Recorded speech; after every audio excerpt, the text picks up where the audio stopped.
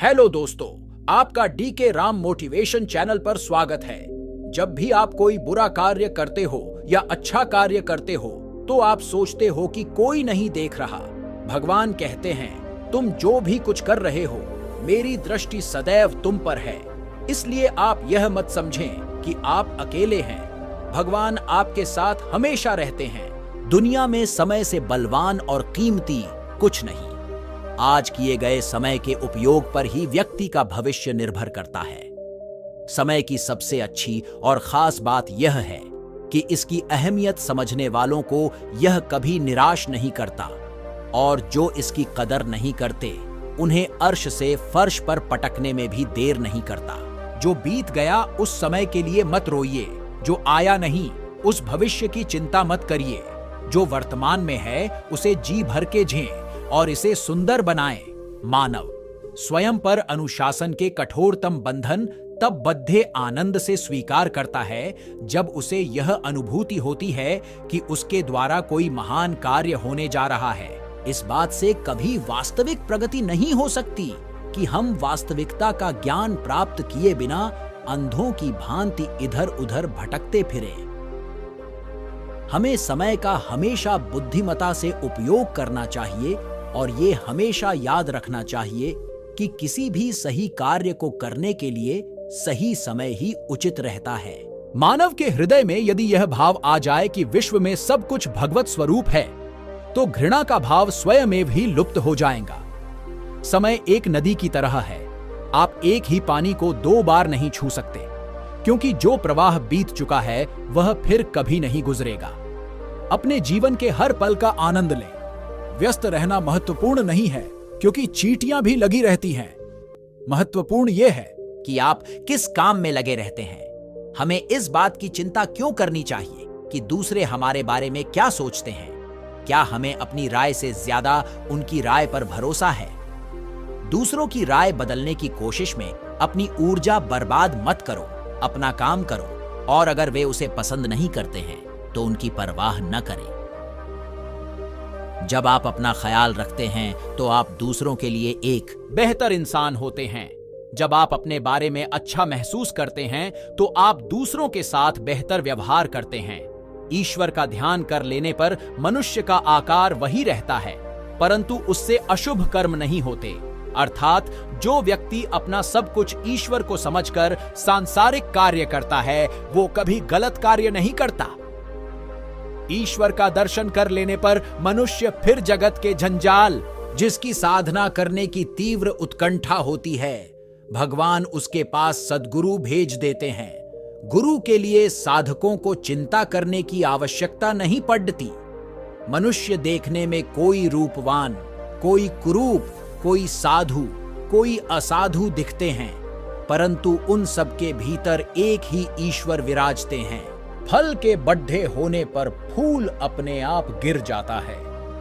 इसी प्रकार देवत्व के बढ़ाने से नरत्व नहीं रहता। मनुष्य तभी तक धर्म के विषय में तर्क वितर्क करता है जब तक उसे धर्म का स्वाद नहीं मिलता। स्वाद मिलने पर वह चुपचाप साधन करने लगता है। ईश्वर के अनंत नाम है, अनंत रूप हैं, अनंत भाव हैं। उसे किसी नाम से, किसी रूप से और किसी भाव से कोई पुकारे, वह सबकी पुकार सुन सकता है। वह सबकी मनोकामना पूरी कर सकता है। पुस्तकें 1000 पढ़ो, मुख से 1000 श्लोक कहो, पर व्याकुल होकर उसमें डुबकी नहीं लगाने से उसे पा न सकोगे। पहले ईश्वर को प्राप्त करने की चेष्टा करो। गुरु का विश्वास करके कुछ कर्म करो। गुरु न हो तो भगवान के पास कुल प्राण से प्रार्थना करो। वह कैसे हैं यह उन्हीं की कृपा से मालूम हो जाएगा। सांसारिक पुरुष धन मान विषयादि असार वस्तुओं संघा कर सुख की आशा करते हैं, परंतु वह सब किसी प्रकार में सुख नहीं दे सकते। भगवान सबको देखते हैं, किंतु जब तक वे किसी को अपनी इच्छा से दिखाई नहीं देते तब तक कोई उनको देख या पहचान नहीं सकता। पूर्व दिशा में जितना ही चलोगे, पश्चिम दिशा उतनी ही दूर होती जाएगी। निष्ठा से तृप्त करो। इसी प्रकार धर्म पथ पर जितना ही अग्रसर होगे, संसार उतनी ही दूर पीछे छूटता जाएगा। उनके पास हम लोगों का जिस हृदय में ईश्वर का प्रेम प्रवेश कर गया, उस हृदय से संसार में रहकर क्रोध, जो साधना अहंकार कर आदि सकते सब हैं, भाग जाते हैं। यथार्थ में वे वे फिर ही नहीं नहीं ठहर ठहर सकते। सकते। संसार में रहकर सब काम करो, पर ख्याल रखो कहीं ईश्वर के लक्ष्य से मन हट न जाए। ईश्वर के दर्शन की इच्छा रखने वालों को नाम में विश्वास तथा सत्य का विचार करते रहना चाहिए। संचा शिष्य गुरु के किसी बाहरी काम पर लक्ष्य नहीं करता, वह तो केवल गुरु की आज्ञा को ही सिर नवाकर पालन करता है। समाधि अवस्था में मन को उतना ही आनंद मिलता है जितना जीती मछली को तालाब में छोड़ डाच देने से। ज्ञान पुरुष है, भक्ति स्त्री है। पुरुष माया नारी से तभी छूट सकता है जब वह परम वैरागी हो, किंतु भक्ति से तो माया सहज ही छूटी हुई है। जिस प्रकार दर्पण स्वच्छ होने पर उसमें मुंह दिखलाई देने लगता है, उसी प्रकार हृदय के स्वच्छ होते ही उसमें भगवान का रूप दिखाई देने लगता है। ध्यान करना चाहते हो तो 3 जगह कर सकते हो, मन में, घर के कोने में और वन में। दुष्ट मनुष्य में भी ईश्वर का निवास है, परंतु उसका संग करना उचित नहीं। ऐसे मनुष्यों से जो उपासना से ठट्ठा करते हैं, धर्म तथा धार्मिकों की निंदा करते हैं, एकदम दूर रहना चाहिए। दूध में मक्खन रहता है, पर मथने से ही निकलता है। वैसे ही जो ईश्वर को जानना चाहे, वह उसका साधन भजन करे। ईश्वर साकार, निराकार और क्या क्या है, यह हम लोग नहीं जानते। तुम्हें जो अच्छा लगे उसी में विश्वास कर उसे पुकारो, तुम उसी के द्वारा उसे पाओगे। मन को स्वतंत्र छोड़ देने पर वह नाना प्रकार के संकल्प विकल्प करने लगता है, परंतु विचार रूपी अंकुश से मारने पर वह स्थिर हो जाता है। डुबकी लगाते ही जाओ, रत्न अवश्य मिलेगा। धीरज रखकर साधना करते रहो, यथा समय अवश्य ही तुम्हारे ऊपर ईश्वर की कृपा होगी। साधु संघ को धर्म का सर्व प्रधान अंगग समझना चाहिए। मरने के समय मन में जैसा भाव होता है, दूसरे जन्म में वैसी ही गति होती है। इसीलिए जीवन भर भगवान के स्मरण की आवश्यकता है, जिससे मृत्यु के समय केवल भगवान ही याद आवे। ईश्वर अपने आने के पूर्व साधक के हृदय में प्रेम, भक्ति, विश्वास तथा व्याकुलता पहले ही भर देते हैं। हृदय स्थिर होने से ही ईश्वर का दर्शन होता है। हृदय सरोवर में जब तक कामना की हवा बहती रहेगी, तब तक ईश्वर का दर्शन असंभव है। केवल ईश्वर ज्ञान ही ज्ञान है और सब अज्ञान है। भगवान भक्ति के वश हैं, वे अपनी ओर ममता और प्रेम चाहते हैं। जिसके मन में ईश्वर का प्रेम उत्पन्न हो गया, उसे संसार का कोई सुख अच्छा नहीं लगता।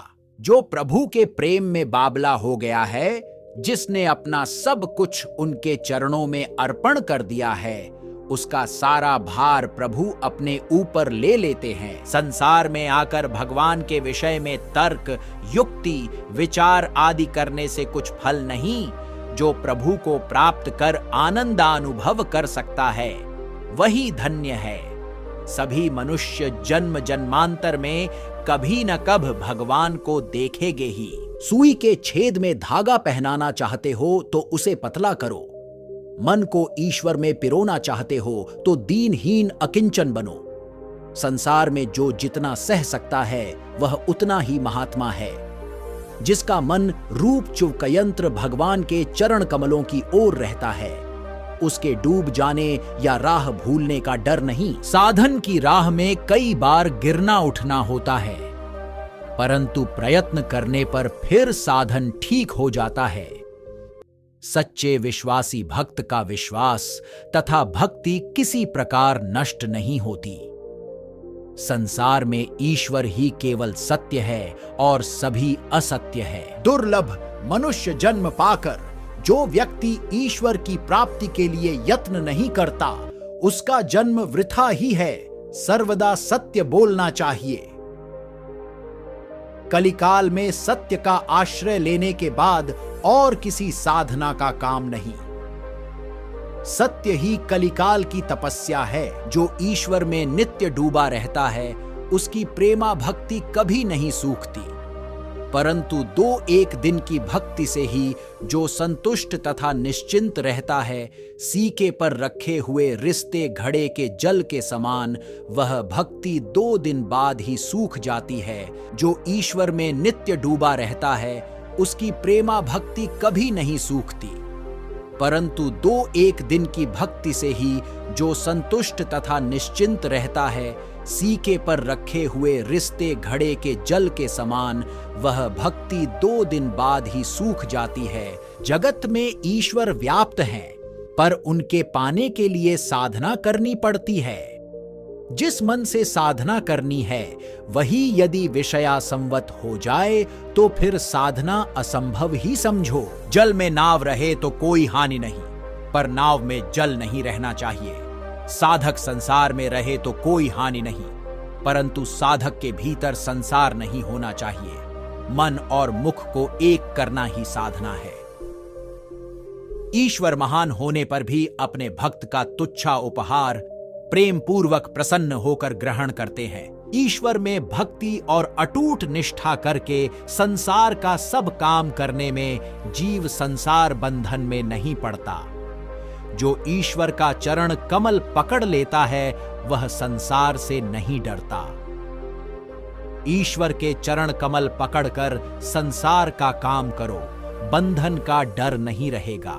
पहले ईश्वर प्राप्ति का यत्न करो, पीछे जो इच्छा हो कर सकते हो। जो ईश्वर पर निर्भर करते हैं, उन्हें ईश्वर जैसे चलाते हैं वैसे ही चलते हैं। उनकी अपनी कोई चेष्टा नहीं होती। जिस व्यक्ति को ईश्वर के नाम में रुचि है, भगवान में जिसको लगन लग गई है, उसका संसार विकार अवश्य दूर होगा। उस पर भगवान की कृपा अवश्य अवश्य होगी। अपने सब कर्म फल ईश्वर को अर्पण कर दो।